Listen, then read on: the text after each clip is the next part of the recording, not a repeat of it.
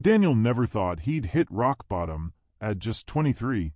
He had dreams, plans, goals, but life had different ideas. He lost his job within weeks of getting it.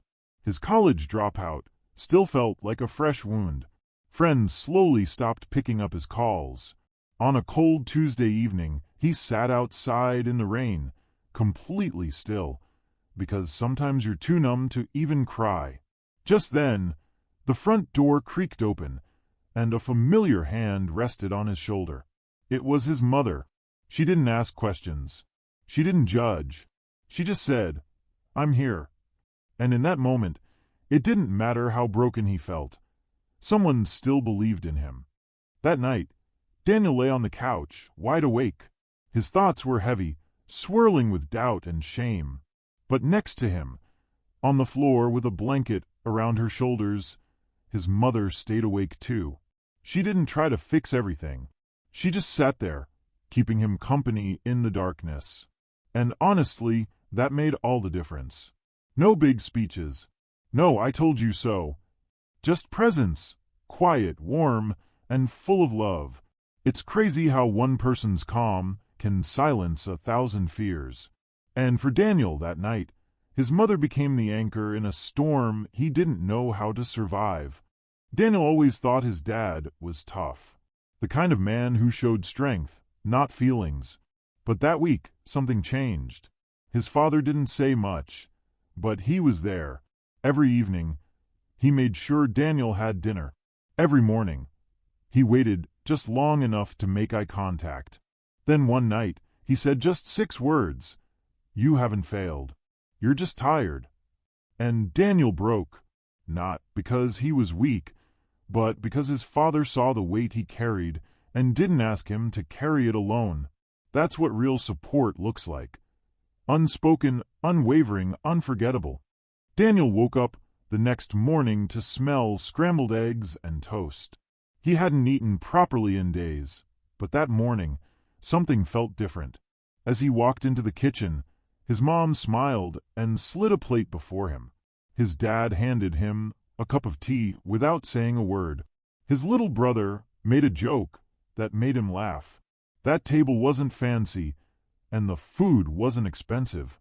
But in that moment, it felt like the richest meal in the world. Because love doesn't need a reason. It just shows up when you need it most.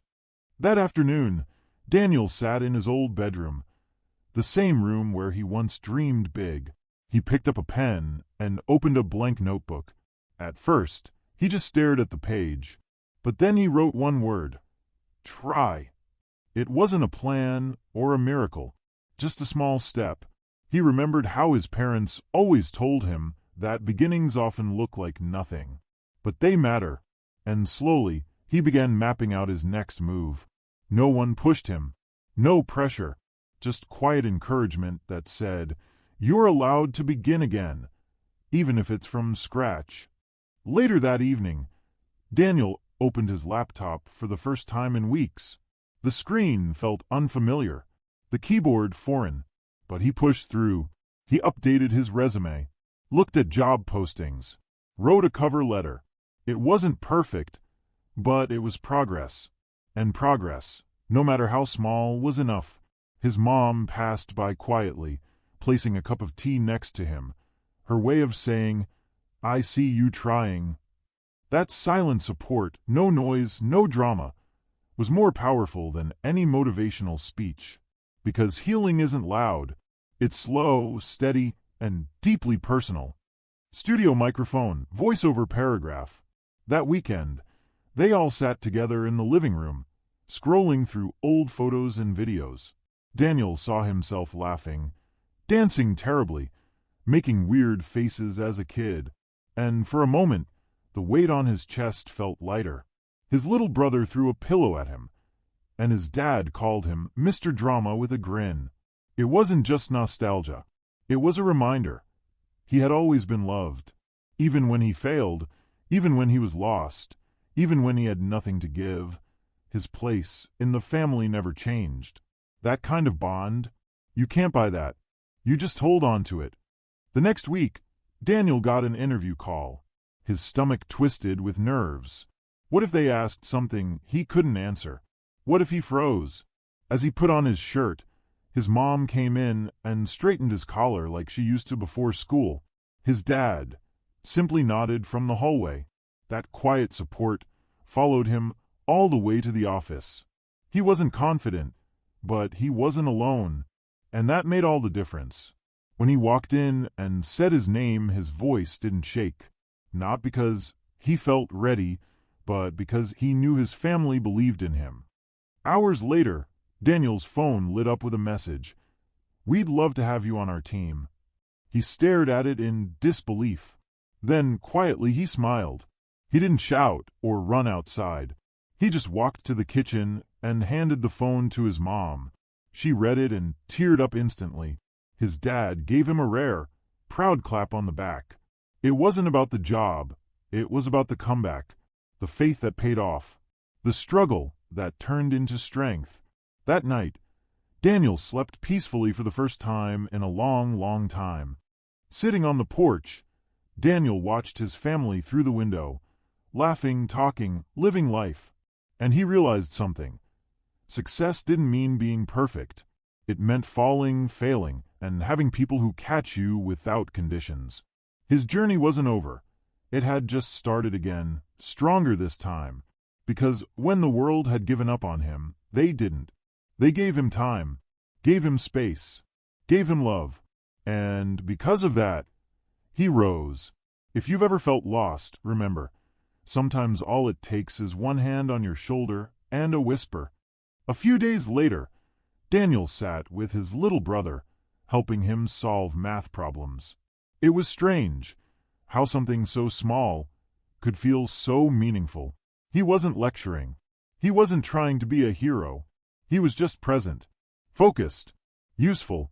His brother looked up and said, "You're really good at explaining things." And Daniel smiled, because for the first time in months, he didn't feel broken. He felt like someone who could give again. That's what family does. They don't just pull you up. They remind you you've still got something to offer. That Friday night, the whole family sat down for dinner. The food wasn't fancy, just warm and familiar.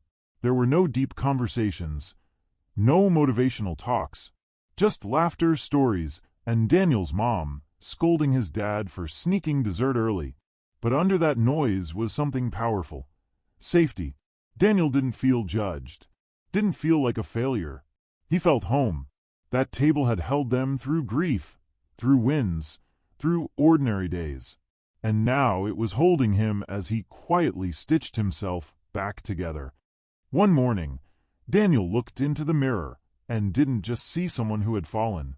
He saw someone who had survived, someone who had been through the storm and stayed. He tied his tie, fixed his collar, and stood a little taller, not because everything was perfect, but because he was changing, quietly, day by day.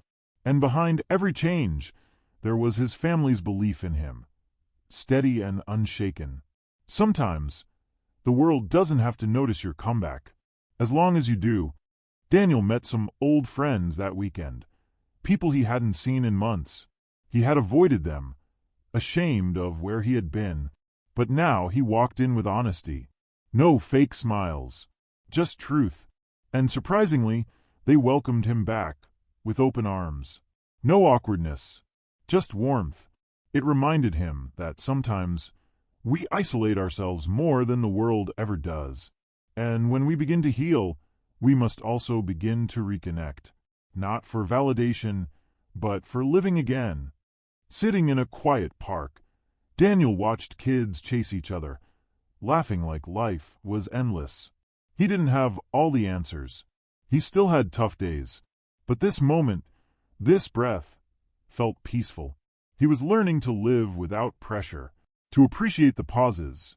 His family didn't rush his healing. They just stayed, reminding him. Some days are about progress. Others are just about presence. And both are equally beautiful. Daniel began writing again, not for an audience, not for praise, just for himself. He scribbled down thoughts, fragments of feelings, dreams he'd long buried. The pages didn't make his pain disappear, but they helped him understand it. He started seeing patterns, how far he'd come, how strong he'd become. It was healing, word by word, and every time he closed the notebook, he felt lighter. Sometimes our own story needs to be read by the one living it. One evening, Daniel sat beside his mom on the porch. No words, just the sound of birds, a gentle breeze, and 2 cups of tea. She didn't ask questions. She didn't offer advice. She was just there. That silence held more love than 1,000 speeches. In that moment, Daniel realized, family isn't just about fixing things. It's about witnessing each other, sitting in the mess, and staying there until you're ready to rise again. With a deep breath, Daniel walked into his first job interview in months. He wasn't sure if he'd get it, but that wasn't the point anymore. He was trying again, showing up, wearing his scars, not hiding them. The interviewer asked him, "What changed?" And he smiled, "I found people who didn't give up on me, so now I won't give up on myself." Whether he got the job or not, he had already won something greater, his strength back. At the end of that week, Daniel framed a new photo. His family, laughing, holding each other close. They had seen him at his worst and never stopped showing up. Through his darkest chapters, they stayed in the room, not because they had all the answers, but because they had love, and that love became his light. We all need that, someone who refuses to let us fall alone. That's what home is, not perfect people, but people who choose us, every single time. Daniel's journey isn't finished. Healing never really ends, but he's walking forward now, with his family beside him, and hope in his chest. The power of support during hard times isn't just emotional, it's transformational. Maybe you're going through something too. Maybe you feel alone. But remember this, sometimes your strength begins where someone else's love shows up. If this story moved you, please subscribe to BillionX for more real stories that inspire real change.